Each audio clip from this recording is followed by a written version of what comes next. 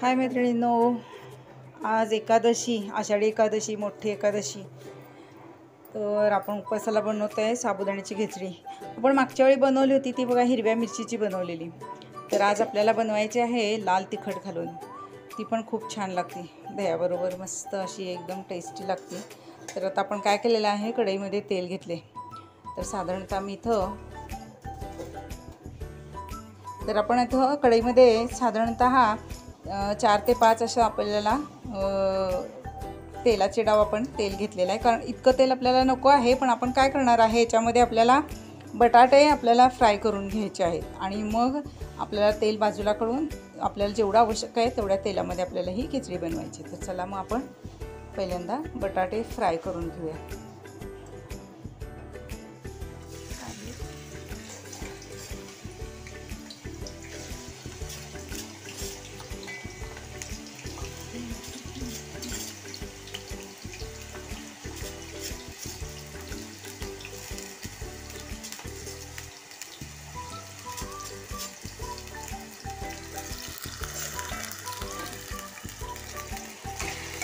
तर आता आपल्याला हे बटाटे असे छानपैकी असे मस्त असे गुलाबी कलर आपल्याला फ्राय करून घ्यायचे आहेत. हे बटाटे आपण हा बघा रात्रीच साबुदाणा भिजत घातलेला. रात्री भिजत घातला की असं छान मऊ असं आपल्याला छान भिजला जातो. आणि शेंगदाण्याचा कूट आपण फ्रेश आत्ताच केलेला आहे. आणि आपल्याला हे छान असं मस्तपैकी भिजवून घ्यायचं आहे साबुदाणा. हे बघा, तुम्ही बघू शकता अशा प्रकारे आपल्याला हा बटाटा पूर्णपणे असा आपल्याला गुलाबी भाजून घ्यायचा. अगदी करपवायचा नाही आहे, थोडासा गुलाबी असा कलर आला पाहिजे. आणि बटाटा आपण कसा केला आहे, वरच्या साली काढून आपण असे छोटे तुकडे केलेत आणि ते स्वच्छ धुवून पाणी नितळून मगच आपण हे फ्राय करायचे, तर ते छान असे कुरकुरीत तळले जातात. तर ह्या अशा प्रकारे आपल्याला संपूर्ण तेलातून काढून घ्यायचं आहे. आणि आपल्याला तो तेल आपल्याला इतकं नको आहे, त्यामुळे आपल्याला तेल आता हे आपल्याला काढून घ्यायचं आहे.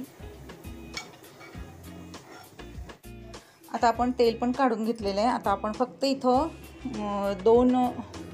हे बघा 2 डाव होतील तेलाचे छोटे, तेवढंच आपल्याला तेल घ्यायचं आहे. कारण तेलकट अगदी करायची नाही आपल्याला खिचडी.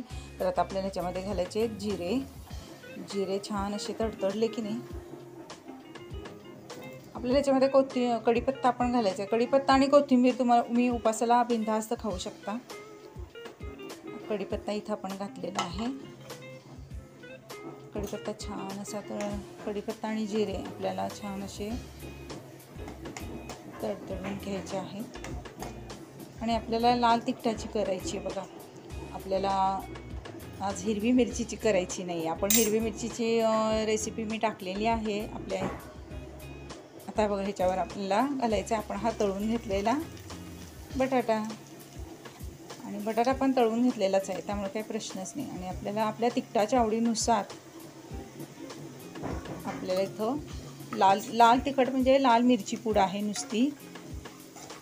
इथं मी घातलेली आहे पोह्याचे 1 चमचा आणि थोडंसं वर पाव चमचा असं घातलेलं आहे. कारण जास्त तिखट पण आपल्याला नको आहे. उपवासाच्या दिवशी बघा अजिबात जास्त तिखट नाही खायचं आहे, प्रमाणाशीरच आपल्याला तिखट खायचं आहे. आता आपल्याला याच्यामध्ये घालायचं आहे साबुदाणा.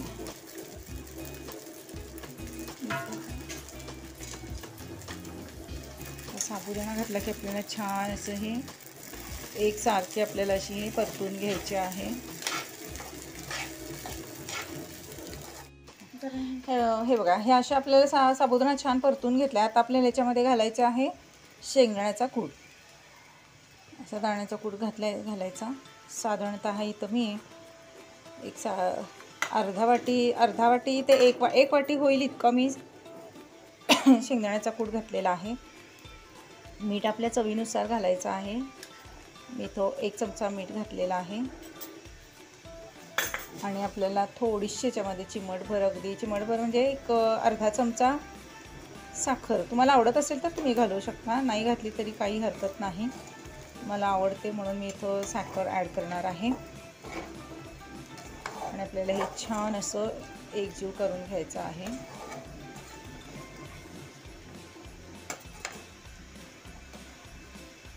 साबुदाणे आपल्याला छान परतून घ्यायचे बरं का, चांगली दणदणीत अशी वाफ आणून घ्यायची आहे, तरच ती खिचडी आपल्याला छान लागते.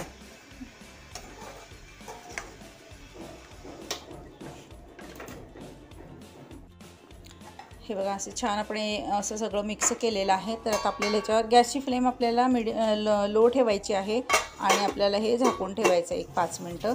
मधून अधून आपल्याला थोडंसं हलवायचं पण आहे. तर 5 ते 7 मिनटं आपण झाकून याला छान दणदणीत वाफ आणूया, म्हणजे काय होईल, आपला साबुदाणा मस्त तसा फुलला जाईल. तर 5 मिनटं होऊन गेलेत. तुम्ही बघू शकता आपली खिचडी इतकी छान झालेली आहे. वाफ बघा, इतकी छान अशी वाफ आलेली आहे. तर अगदी, आणि साबुदाणा पण बघा किती सुंदर फुलला आहे, एकदम मस्त. तर आता आपण ही काढून घेऊया प्लेटमध्ये. तुम्ही याच्यावर कोथिंबीर पण घालू शकता. मी याच्यावर थोडीशी कोथिंबीर पण पेरणार आहे. तर आता ही आपण काढून घेऊया प्लेटमध्ये. तर हे बघा मैत्रिणींनो, अशा प्रकारे आपली ही खिचडी तयार आहे. तुम्ही बघू शकता आपले हे नैवेद्याचं ताट तयार आहे, खिचडी आणि दही. तर तुम्ही ही नवीन पद्धतीने अशा प्रकारे पण खिचडी करून बघा, खूप छान लागते. आणि माझ्या चॅनलला सबस्क्राईब करून बेल आयकॉनचं बटन दाबायला विसरू नका. Bye bye.